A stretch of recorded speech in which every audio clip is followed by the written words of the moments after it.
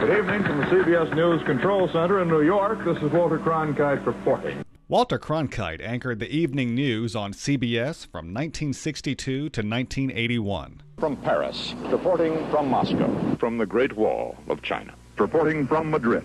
This is Walter Cronkite aboard the Papal aircraft somewhere over the North Atlantic. If Edward R. Murrow is considered the father of broadcast journalism, Cronkite to many was Uncle Walter. Research showed him to be the most trusted man in America, a distinction he held long into retirement. Today's journalists, such as CBS's Russ Mitchell and NBC's Bob Dotson, held Cronkite in the highest regard. Walter Cronkite was my hero and remains my hero today. In Walter Cronkite's day, he was the culmination of maybe 50 years of objective, middle-of-the-road journalism, and that became something that we could look to. His death in 2009 at the age of 92 prompted a nation to reflect on a bygone era. Cronkite was a man of integrity, but was he a legend? Did he advance television news? And will there ever be a dominant number one anchor today? What was it like to work with Cronkite? And what is the future of news? For Tennessee Matters, I'm Terry Likes. Whatever price the communists paid for this offensive, the price to the Allied cause was high. Cronkite brought us the news that became our history. President Kennedy died at 1 p.m. Central Standard Time. Good evening. Dr. Martin Luther King, the apostle of nonviolence in the civil rights movement, has been shot to death in Memphis, Tennessee. The end of a brilliant political and public career. At the age of 42, Robert Francis Kennedy was dead. Apollo 11, the beginning of man's greatest adventure. They came closer here at Hue than anywhere else. And now, 3 weeks after the offensive began, the firing still goes on. Author Kathleen Parker says during a bumpy time in our nation's history, Cronkite filled a need for order amid chaos. By showing up every night at the same time, speaking simply and without drama, he conveyed a sense that someone was in charge. Dr. Sabril Bennett, an associate professor teaching new media at Belmont University, says there are challenges today, along with lessons and wisdom to be gained. I think the morals, the values, the integrity, the dedication, we definitely need to translate those skills into modern-day journalism.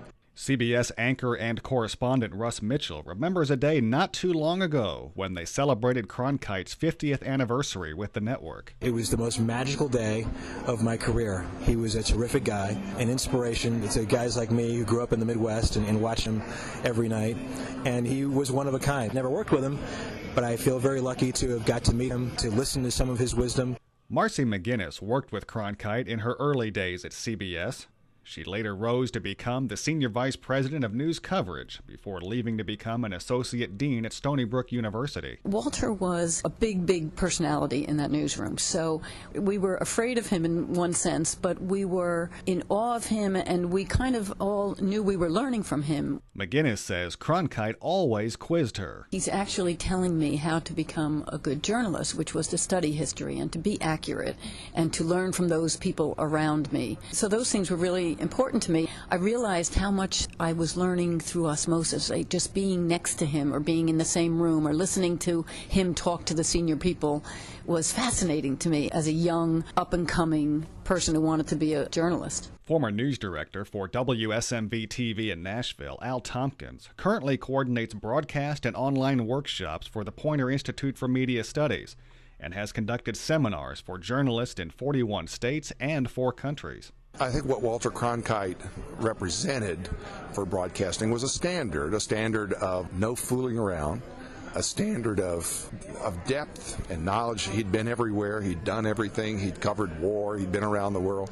Nostalgia often means we only remember the good things from our past.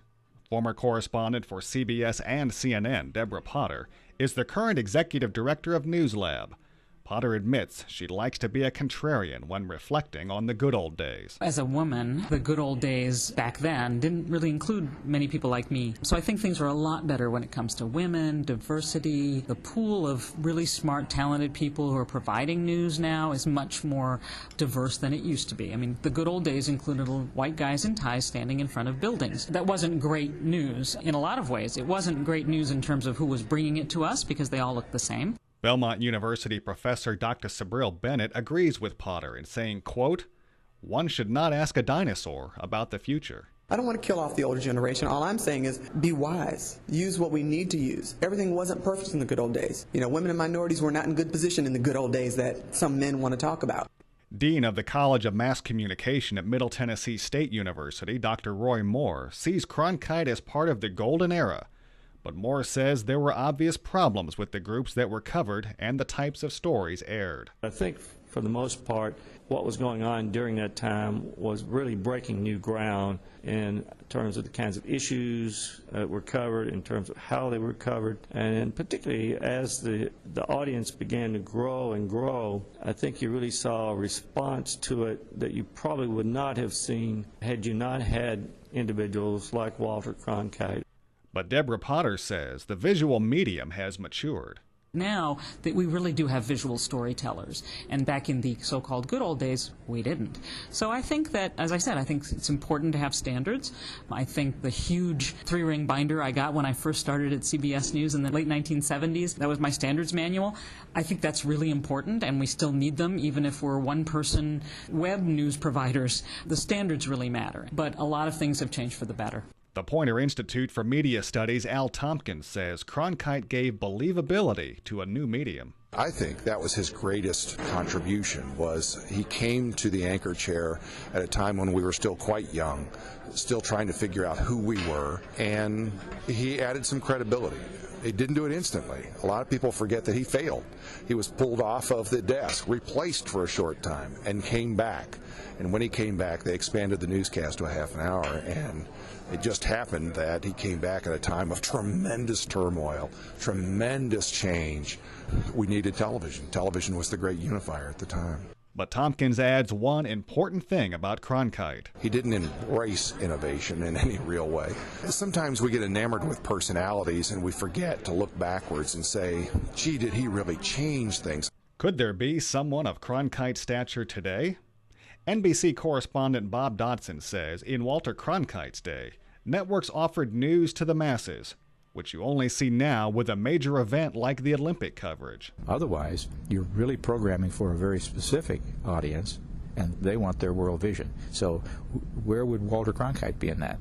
Probably not. He would be languishing like the rest of the folks who are trying to find a middle ground in a news consumer age when nobody cares about the middle ground. They just want their point of view. Cronkite shaped our lives, too, like no other media figure.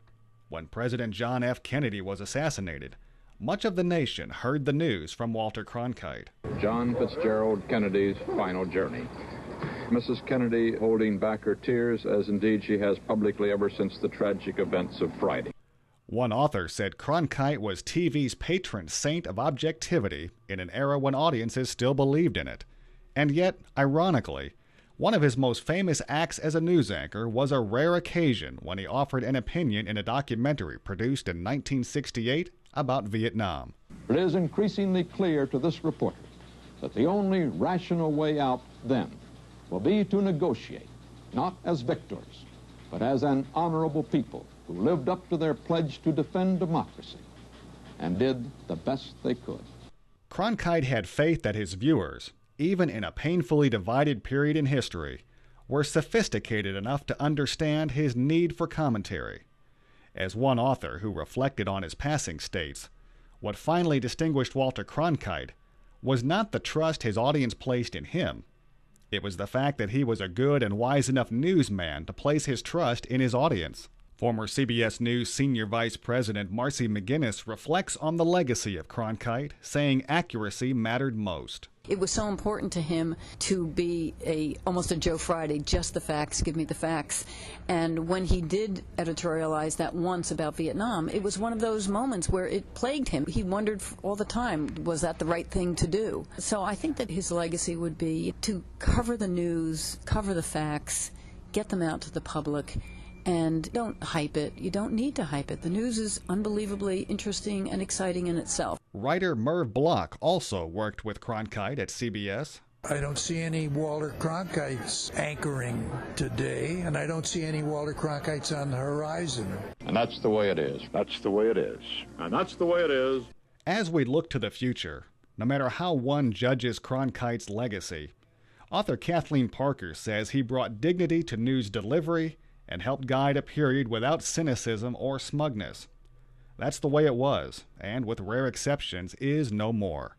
Once again, Belmont University's Sabril Bennett. I think that you have great opportunities if you learn from the wisdom of the past and provide it as direction and guidance for the future. I'm Terry Likes. You're listening to Tennessee Matters from the Tennessee Radio Network.